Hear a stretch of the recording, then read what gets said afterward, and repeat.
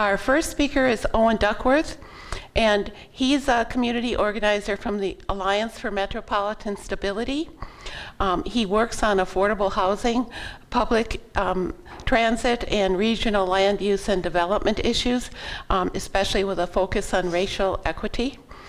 He has previously worked with Twin Cities Transit for Livable Communities on maintaining funding and growing funding for public transit. And he's a member of the Metropolitan Council Housing Policy Plan Work Group. My name is OwenDuckworth. I'm a coalition organizer with the Alliance for Metropolitan Stability. I'll give you the quick elevator speech on the organization. We are a coalition organization with about 30 members who are 30 nonprofit members. We have sort of a mixture of organizations that are issue focused, usually with sort of a regional focus on environmental issues, public transit, affordable housing, regional growth, and development issues.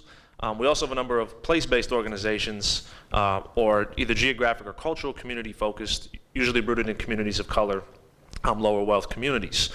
So we have sort of a mix in sort of how we do our work, connecting a lot of community organizations into regional processes and sort of and vice versa. So we're sometimes asked to be in specific communities when there's a development around a proposed light rail line, for instance, or a campaign. We also then work on issues such as some of the Metropolitan Council stuff that I'm going to be talking about tonight. I should say as well, I'm going to be talking about some of the Met Council process that we've been involved in, specifically around something called the Fair Housing and Equity Assessment, which ties into some of their regional planning called Thrive MSP 2040. But I'm not going to talk about it from the Met Council's perspective per se. I'm going to speak about it from our own as an organization and as sort of some of the work we've done on it. So I just want to be clear on sort of that dynamic.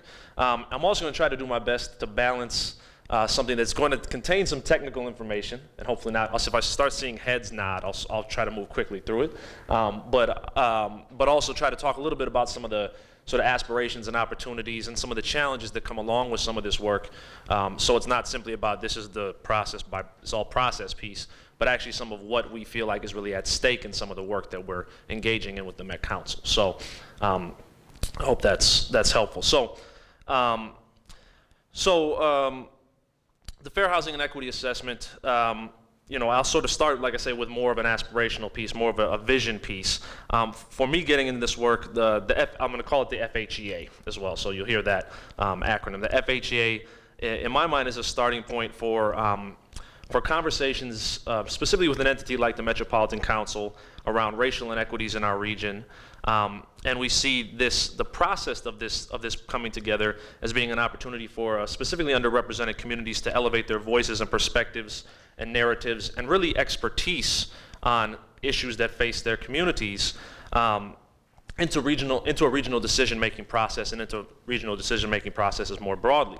And really part of this is acknowledgement as well that underrepresented communities, specifically communities of color, low-income communities, low-wealth communities, frequently have there are processes and there are decisions that are being made that impact their communities without them having an input or without them having a seat at the table. So that's sort of the premise behind a lot of the work that we do. And so, in short, the FHEA, I'll get into a little technical aspect of it in a second, but this process is being done right now by starting by identifying and mapping out where people of color and low wealth people in the region live in communities, and how those communities are connected or disconnected from what could be called opportunity, right? So you'll see on the monitors here, this is the only slide I have in my presentation, but I think it's helpful to have some idea of how this is being mapped out. This is a map that's been put together by the Metropolitan Council that maps what's called racially concentrated areas of poverty in the region. Now, I'm not a huge fan of that title. I think it's a little bit simplified of a title. That's the definition that HUD, U.S. Housing and Urban Development Department, has sort of put into this process, and I'll explain their role in this in a second. But this is the regional map, and you'll see there's a number of sections in primarily the core cities, Minneapolis and St. Paul, and then inner ring suburbs. So a section here in Brooklyn Park, Brooklyn Center, North Minneapolis, sort of South Minneapolis, some of Fort Snelling and Richfield, and then there's sort of a one very joint region, but that represents basically three pretty distinct parts of St. Paul, so sort of Frogtown, Rondo area, the east side of St. Paul, and the west side of St. Paul. So those are places in the region that have been designated as this by the Met Council. And you see on there as well what the measurement is that there's 40% or more people living at or below 185% of the poverty line, and 50% or more people of color, so communities that are majority people of color. So,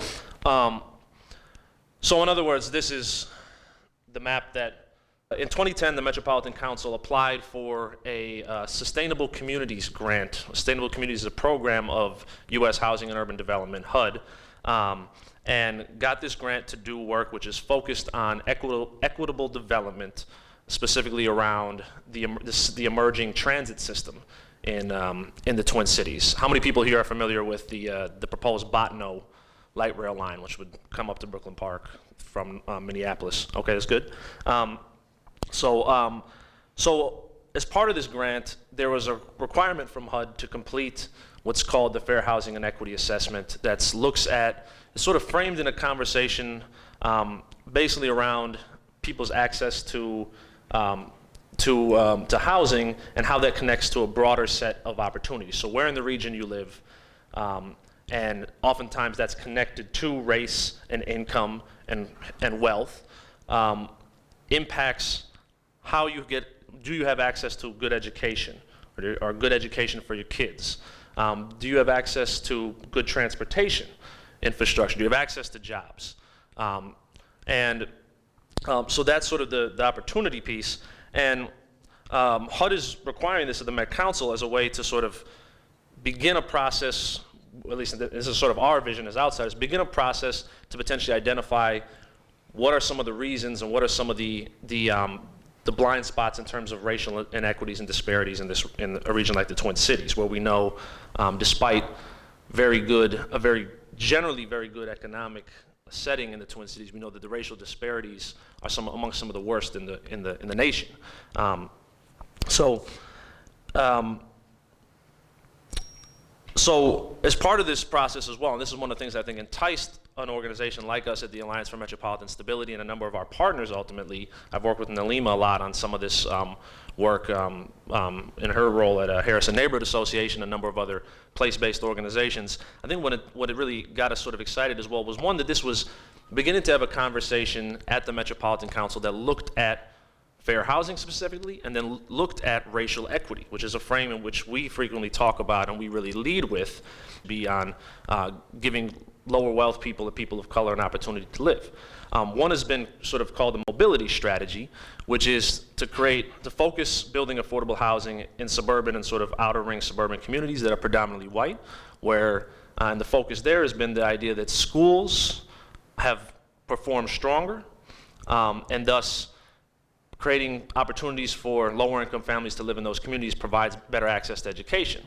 Now there's also, of course, trade-offs with that in terms of potentially less public transportation, potentially areas that have less people that look like you if you're a person of color.